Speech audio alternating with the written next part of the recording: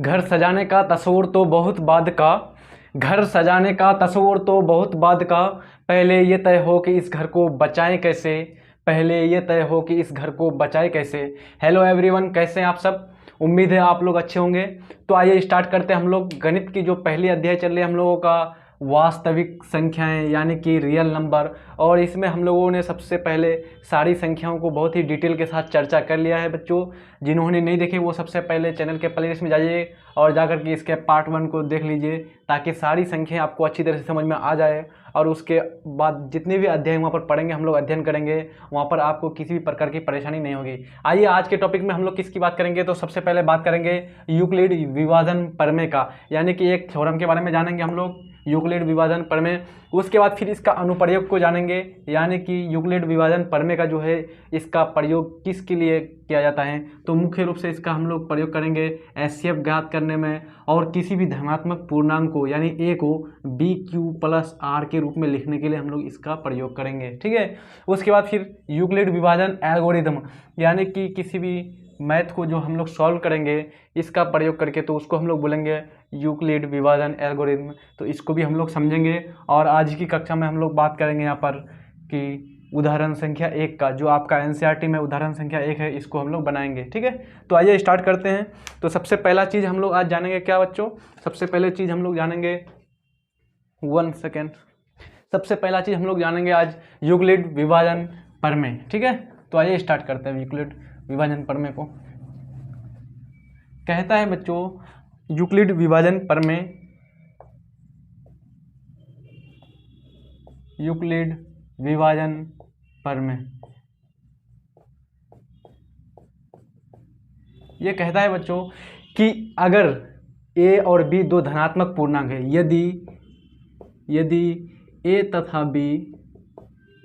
b दो कैसा पूर्णांक है, धनात्मक पूर्णांक। और मैं यहाँ पर अब बताने नहीं वाला हूँ कि धनात्मक क्या होती है, ऋणात्मक क्या होती है, पूर्णांक संख्या क्या होती है, ये सारा चीज़ हम लोगों ने डिटेल से चर्चा कर लिया था।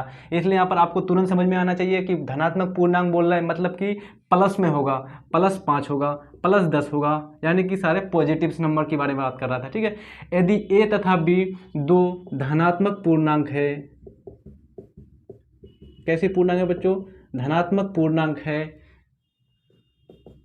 ठीक है। और जहाँ a क्या है, a से बड़ा है, a जो है b से बड़ा है, जहाँ a b से क्या है, बड़ा है, a b से बड़ा है, तो वहाँ पर क्या होगा बच्चों, तब हम लोग क्या लिखेंगे, a को बी क्यू प्लस आर के रूप में लिख सकते हैं, ठीक है। यही कहता है आपका यूक्लिड विभाजन प्रमेय। क्या कहता है, यदि a तथा b दो धनात्मक पूर्णांक हो, यानी कि दो पॉजिटिव इंटीजर्स हो, जहां पर a क्या हो, b से बड़ा हो, ठीक है, a क्या हो, b से बड़ा हो, तब हम लोग वहां पर a को जो है एक दूसरे रूप बी क्यू प्लस आर के रूप में लिख सकते हैं। इसी को हम लोग बोलेंगे यूक्लिड विभाजन प्रमेय।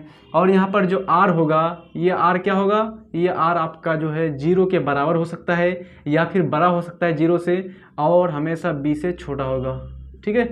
ये जो r है ये क्या होगा, 0 से बड़ा या बराबर, ठीक है। और b से जो है ये b से क्या हो जाएगा, छोटा होगा। यहाँ पर जो ये r है, ठीक है, a और b कैसा होगा, धनात्मक हो जाएगा यहाँ पर, ठीक है।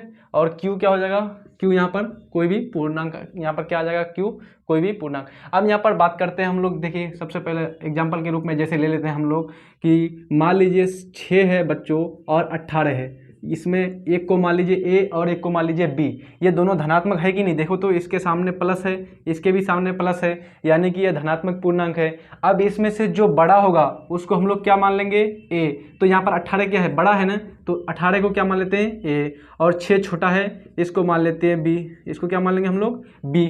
तो यहाँ पर अब हम लोग क्या कहेंगे, यहाँ पर यूक्लिड विभाजन प्रमेय इस 18 को यानी इस a को एक दूसरे रूप में लिखा जा सकता है, कैसे, a बराबर बी क्यू प्लस आर। अब यहाँ पर लिखिए a का मान कितना है, 18, तो 18 लिख दिया हमने। b, तो b किसको माना है मैंने, 6। अब यहाँ पर q का मान कितना हो जाएगा और r का मान कितना हो जाएगा, तो देखिए 18 को हम कितना से लिख सकते हैं, 6 या 18, है ना, 6 × 18 यानी कि 3 आ जाएगा, और 6 × 18 यानी कि ये पूरा पूरी कैंसिल हो रहा है, तो r का मान कितना हो रहा है 0। तो मैंने बोला था r का मान क्या हो जाएगा, 0 के बराबर भी हो सकता है, 0 से बड़ा भी हो सकता है, और लेकिन हमेशा b से क्या होगा, ये हमेशा छोटा होगा। जैसे दूसरा एग्जाम्पल मैं यहाँ पर लेकर के दिखाता हूँ आपको। मान लीजिए आपका वही ले लीजिए, यहाँ पर 6 ले लीजिए, 6 और ले लीजिए आपका 20, ठीक है। अब देखिए इसका कीजिए तो 20 क्या हो जाएगा बच्चों, a बड़ा है 20, तो इसलिए ये हो जाएगा a, और 6 जो है ये क्या हो जाएगा b, तो यहाँ पर कितना हो जाएगा 6b। अब q के जगह कितना होगा और r के जगह कितना होगा, तो हम लोग क्या लिख सकते हैं, 20 को किस तरह से लिखते हैं, 6 × 3 कितना हो जाएगा 18, और 18 और 2 कितना होता है बच्चों 20। तो क्या हम लोग 20 को इस रूप में लिख सकते हैं कि नहीं लिख सकते हैं, 6 × 3 + 2 लिख सकते हैं बच्चों।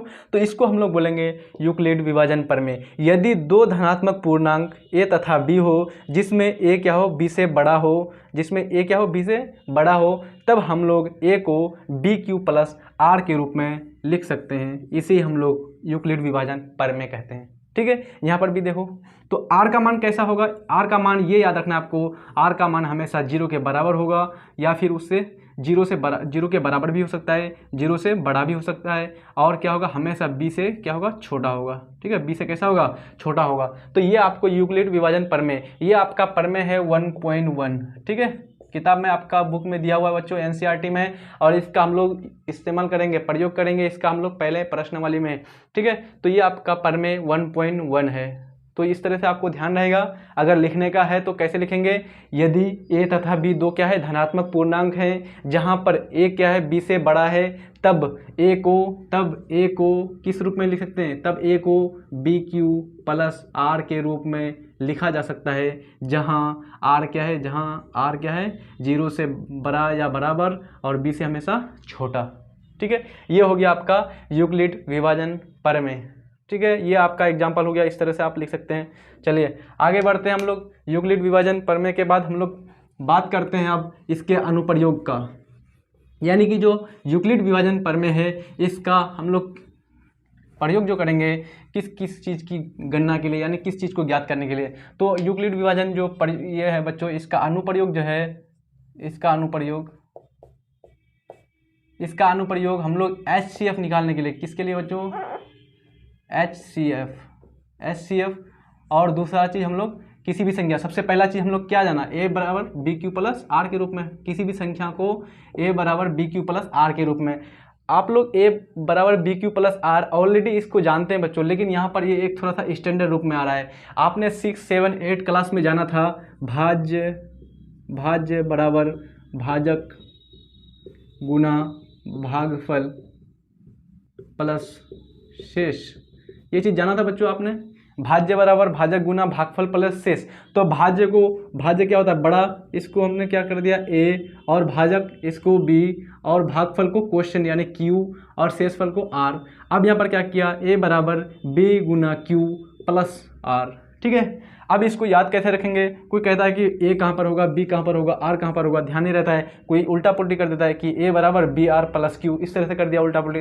तो आपको इस तरह से याद रखना है कि a से याद रखना, अरे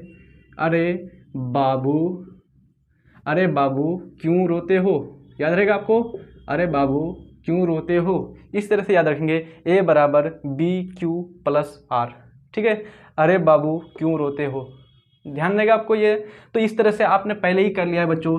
जैसे आप लोग भागफल विधि द्वारा निकालते थे, मान लीजिए 36 को भाग देना है 5 से, तो क्या करते थे, 5 को पहाड़ा पढ़ते थे, 5 × 7 = 35, कितना हो गया 36 से 35 चला गया, 1 यहाँ पर माइनस करेंगे तो, और यहाँ पर 0 मतलब कैंसिल हो गया, यहाँ कितना बच गया शेषफल 1। अब यहाँ पर बैठा देते थे, भाज्य की जगह कितना बैठा दिए 36, और भागफल के भाजक की जगह कितना से भाग दे रहे हैं 5, गुना कितना आ रहा है भागफल की जगह q की जगह 7, और जोड़ कितना बच रहा है यहाँ पर 1। तो ये हो गया आपका यूक्लिड विभाजन प्रमेय, ठीक है। किसी भी दो धनात्मक पूर्णांक होगा, उसमें एक बड़ा होगा। देखो दो धनात्मक पूर्णांक यहाँ पर कौन कौन है, 5 और 36 है। 36 क्या है, बड़ा है किससे, 5 से, इसलिए हम लोग 36 को क्या लिख सकते हैं, a लिख सकते हैं, और 5 छोटा है इसलिए इसको b लिख सकते हैं, और इसको हम लोग 36 को जो है b × q + r के रूप में दर्शा सकते हैं। इसी को हम लोग क्या बोलेंगे, यूक्लिड विभाजन प्रमेय, ठीक है। लेकिन यहाँ पर हम लोग इसका जो अनुप्रयोग करेंगे, सबसे पहले हम लोग इसका करेंगे HCF ज्ञात करना, a = bq + r के रूप में इसको को लिखना, किसी भी दो धनात्मक पूर्णांक में से एक को, बी क्यू प्लस आर। याद करने का क्या है, अरे बेटा, अरे बाबू क्यों रोते हो, याद रहेगा आपको, अरे बाबू क्यों रोते हो। ठीक है, चले आगे बढ़ते हैं। अब हम लोग अनुप्रयोग जान लिए, अब हम लोग बात करते हैं यूक्लिड। 1 सेकेंड बच्चों, लाइट चली गई, कैसा है वीडियो बन रहा है सही से नहीं, थोड़ी सी प्रॉब्लम आ रही है बच्चों। यहाँ पर है क्या कि लाइट अचानक चली गई है। चलिए फिर भी बात करता हूँ मैं, जिस साइड बोर्ड जो है पूरा पूरा क्लियर दिख रहा है उसी साइड में बनाने का प्रयास करता हूँ। या 1 सेकेंड बच्चों,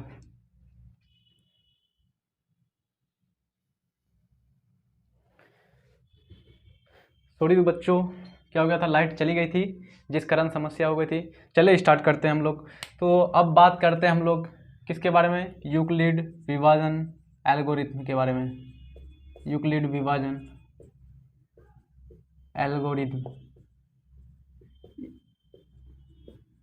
हम लोगों ने अनुप्रयोग में क्या क्या जाना कि यूक्लिड विभाजन प्रमेय के द्वारा हम लोग क्या निकालेंगे बच्चों, HCF यानी कि महत्तम समापवर्तक, और किसी भी संख्या को a बराबर बी क्यू प्लस आर यानी बी क्यू प्लस आर के रूप में लिख सकेंगे। ठीक है, अब यहाँ पर क्या करेंगे, यूक्लिड विभाजन एल्गोरिथम का प्रयोग करके किसी भी दो संख्या को लेकर के क्या करेंगे हम लोग, वहाँ पर उसका महत्तम समापवर्तक ज्ञात करेंगे। ठीक है बच्चों, क्या लिखेंगे, क्या क्या ज्ञात करेंगे, महत्तम समापवर्तक। अब उसमें हम लोग सबसे पहले जान लेते हैं कि यूक्लिड विभाजन एल्गोरिथम किसको बोलते हैं। जिस प्रकार से हम लोगों ने जान लिया यूक्लिड विभाजन प्रमेय, तो अब हम लोग यहाँ पर समझ लेते हैं यूक्लिड विभाजन एल्गोरिथम क्या होता है। सबसे पहले आप लोग जानिए, एल्गोरिथम जो होता है बच्चों, एल्गोरिथम किसी भी क्रिया को बार बार करके, किसी क्रिया को बार बार करके हल तक पहुंचना। ठीक है, कैसे, बार बार दोहरा करके, ठीक है, बार बार दोहरा कर किसी भी क्रिया को करके कहाँ तक पहुंचना, आपका हल तक पहुंचना,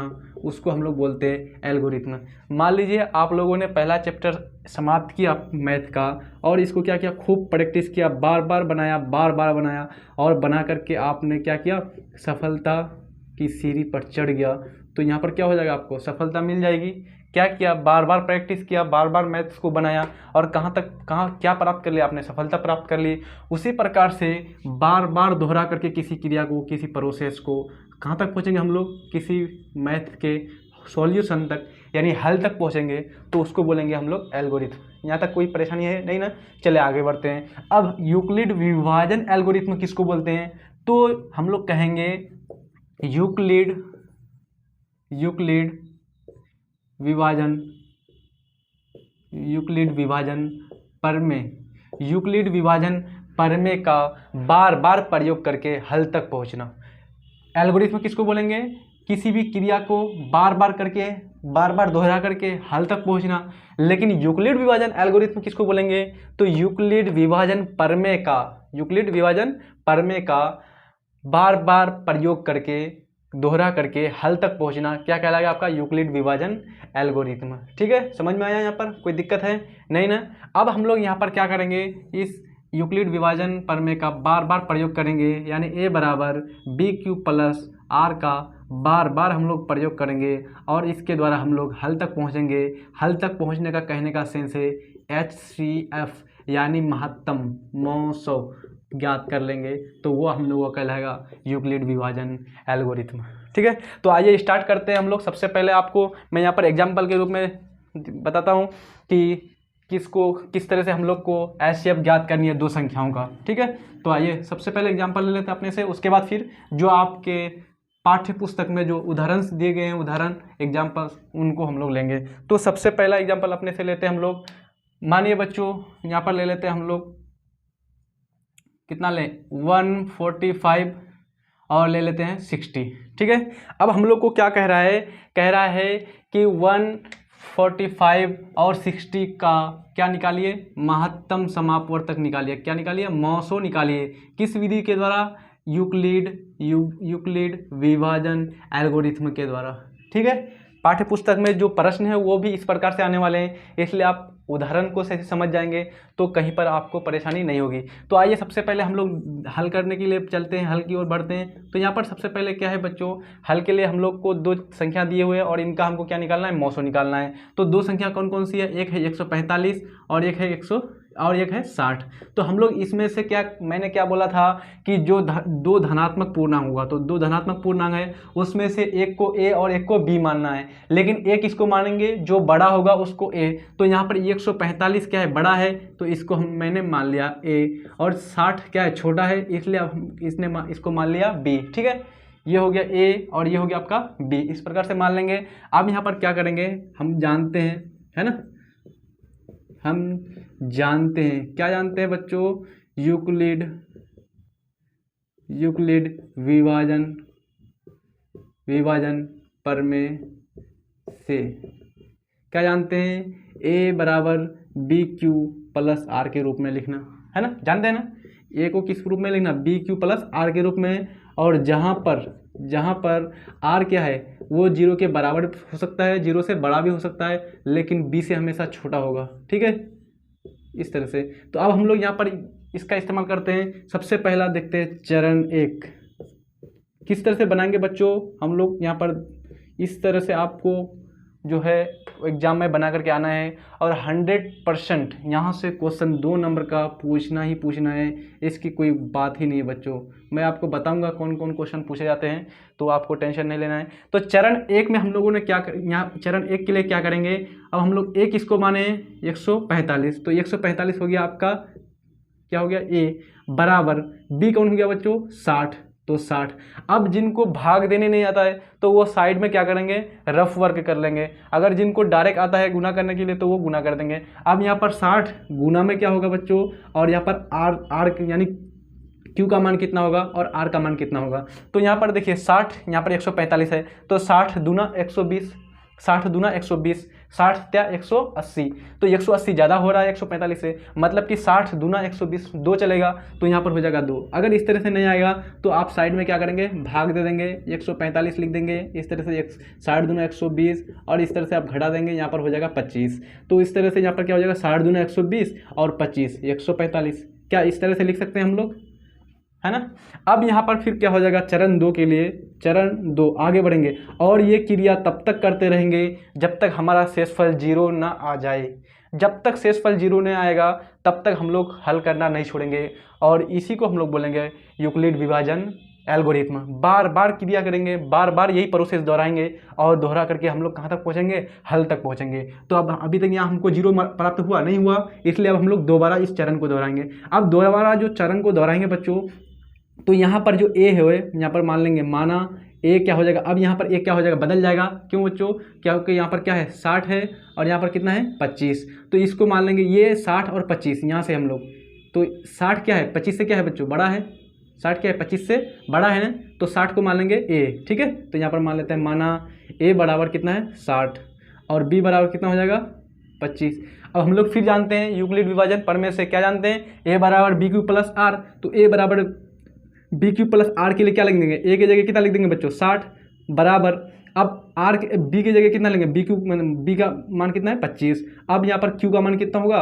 और यहाँ पर आर का मान कितना होगा, तो अब आप अपने से लिख सकते हैं 60 और कितना से भाग देना है 25। नहीं आता तो साइड में आप भाग दे देंगे, और अगर डायरेक्ट आता है तो 25 दूना 50, 25 दूना 50, है ना, 25 दूना 50 हो गया, कितना बचा 10, तो 10 यहाँ पर हो जाएगा शेषफल इसका, है कि नहीं। जिनको नहीं आता है तो साइड में कर लेंगे वो 60, 25 दूना 50 घटाएंगे 10, देखो 10 शेषफल बच रहा है और ये 25। अब यहाँ पर 10 और 25 को फिर से लेंगे, ये क्वेश्चन को छोड़ेंगे, और क्या है 25 और 10, इसमें कौन बड़ा है 25 और 10, इसको लेंगे बच्चों, तो इसमें कौन बड़ा है 25 बड़ा है, तो इसको हमेशा फिर जो बी था, जो पहले बी आ रहा था उसको मानेंगे ए, अब इसमें फिर बी ये आ रहा है 25, तो इसको मान लेंगे ए, फिर आगे जो बी आएगा उसको मानेंगे ए, इस तरह से। तो चरण 3 में चलते, चरण 3 में क्या होगा, माना क्या हो जाएगा, ए बराबर कौन हो जाएगा बच्चों, यहाँ पर 25 हो जाएगा, तो इसका बी इसका ए हो जाएगा, ठीक है, तो यहाँ पर 25 हो गया, और उसके बाद बी का मान कितना हो जाएगा 10 हो जाएगा। तो अब यहाँ पर क्या करेंगे हम लोग जानते हैं ए बराबर बी क्यू प्लस आर, ए बराबर क्या जानते हैं बच्चों, ए बराबर बी क्यू प्लस आर, तो यहाँ पर फॉर्मूला लगाएंगे आप, कौन सा फॉर्मूला लगाएंगे, ए बराबर बी क्यू प्लस आर, और ए की जगह मान बैठा देंगे 25 बराबर बी का मान कितना है 10 गुना प्लस कितना है यहाँ आर, तो देखो यहाँ पर कितना बैठेंगे 25 से भाग देना 10 को, तो 10 दूना 20, 10 दूना 20। और कितना बचा 5, तो 5 ये हो जाएगा आपका शेषफल। क्या शेषफल यहाँ पर 0 आया? नहीं आया। फिर दोहराएंगे, जब तक शेषफल 0 ना आ जाए तब तक हम लोग दोहराते रहेंगे। अब हम लोग चौथा चरण कर रहे हैं, तो चौथा चरण में क्या होगा, माना इसका b, तीसरे चरण का b, चौथे चरण का क्या हो जाएगा, a बन जाएगा। तो यहाँ पर माना a बराबर कितना हो जाएगा, ये 10 आपका b था, तो यहाँ पर बन जाएगा a, तो ये हो जाएगा 10, a बराबर 10, और b बराबर कितना हो जाएगा, ये यहाँ पर कितना बचा था 5 हो गया। अब हम लोग जानते हैं a बराबर b q plus r, a बराबर बी क्यू प्लस आर, तो a का मान कितना है 10 बराबर b का मान कितना है 5, और यहाँ पर आपका r, तो यहाँ पर कितना हो जाएगा 5 दूना 10 है ना, 5 दूना 10। अच्छा, खत्म हो गया पूरी 5 दूना 10 कैंसिल हो गया, तो r का मान कितना हो गया 0 है ना बच्चों, r का मान कितना हो गया 0। तो यहाँ पर आपका हल क्या हो गया, समाप्त हो रहा है कि नहीं यहाँ, क्योंकि 0 जो है क्या हो गया आपका आ गया यहाँ पर शेषफल के रूप में। जब तक 0 नहीं आया था तब तक हम लोग दोहराते रह रहे थे क्रिया, और इसी प्रोसेस को हम लोगों ने यूक्लिड विभाजन एल्गोरिथम में कहा था। तो यहाँ पर 0 आ गया तो लिख देंगे। 1 सेकेंड बच्चों, मैं देख रहता हूँ थोड़ा सा नीचे का पार्ट आ रहा है कि नहीं, सारा चीज़ आ रहा है, ठीक है, क्लियर है सारा चीज़। तो यहाँ पर कितना हो जाएगा, चूंकि r बराबर क्या हो गया 0, चूंकि r बराबर 0 इसलिए HCF यानी महत्तम समापवर्तक, किसका महत्तम समापवर्तक निकाला हम लोगों ने, 145 और 60, 145 और 60 का जो महत्तम समापवर्तक हुआ वो कितना हो जाएगा बच्चों, लास्ट जो बी आ रहा है ना वो वैल्यू आपका आंसर में हो जाएगा, ये 5 है, तो ये 5 हो जाएगा आपका इसका आंसर। महत्तम समापवर्तक कितना हो जाएगा इसका 5, ये क्या हो गया इसका कोशेंट, और यहाँ पर 0 तो बच गया है ना, शेषफल 0 हो गया, और ये आपका भागफल हो गया। यहाँ पर जो भाजक था यहाँ पर ये हो गया 5, तो ये 5 इसका हो जाएगा क्या आपका HCF। निकालना सीखे आप लोग आसानी से या नहीं सीखे अभी तक, कोई दिक्कत है यहाँ पर, किसी प्रकार की समस्या नहीं ना। कैसे हम लोग करेंगे, तो सबसे पहले क्या करेंगे, हम लोग दोनों को उतार लेंगे हल में और देखेंगे कि कौन बड़ा है। जो बड़ा है उसको a मान लेंगे और जो छोटा है उसको b मान लेंगे, और उसके बाद हम लोग इस चीज़ को लिख लेंगे कि हम जानते हैं यूक्लिड विभाजन प्रमेय से a बराबर बी क्यू प्लस आर होता है, जहाँ पर r का मान 0 से बड़ा या बराबर और b से छोटा होता है। और उसके बाद चरण 1, चरण 2, चरण 3, चरण 4 करते जाएंगे जब तक कि हमारा शेषफल 0 ना आ जाए। 0 जहाँ पर रुका, जहाँ पर 0 आया वहाँ पर अपना प्रोसेस रुक जाएगा, और उसके बाद आपका जो यहाँ पर b का मान जो यहाँ पर आएगा उसको हम लोग कर देंगे उसका महत्तम समापवर्तक, वही हो जाएगा।